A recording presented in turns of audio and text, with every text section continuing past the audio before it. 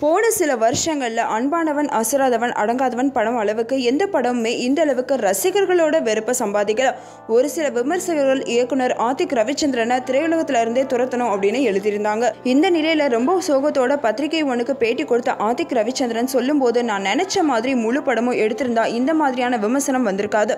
எடுத்த வரைக்குமே நான் நினைச்சதை முழுசா படத்துல கொண்டு வர முடியல. இன்னும் சொல்ல போனா இந்த படம் எந்த மாதிரியான சூழல்ல எடுக்கப்பட்டதுன்னு ரசிகர்களுக்கு தெரிய வாய்ப்பில்லை. அதனால தான் ரசிகர்கள் மத்தியில் இவ்வளோ வெறுப்பும் ஏற்பட்டிருக்கு. இதை பற்றி நான் பேச விரும்பலை. ஆனால் ஒன்று மட்டும் சொல்லிக்கிறேங்க, நான் சொல்ல வந்த விஷயத்தில் 25% மட்டும் தான் படத்தில் வந்திருக்கு. நான் தயாரிப்பாளருக்காக விட்டு கொடுக்க போய் படம் பாதியில் நின்றுச்சுன்னு நினச்சி ப்ளீஸ்ங்க வேண்டாங்க, இதை பற்றி பேசாதீங்க. இதை பற்றி பேசினா எனக்கு ரொம்பவே கஷ்டமாக இருக்குது. ஆனால் இப்போது எல்லா தப்பும் ஏன் மேலே விழுந்துருச்சு, பரவாயில்ல அப்படின்னு ரொம்பவே விரக்தியோடு பேசியிருக்காரு.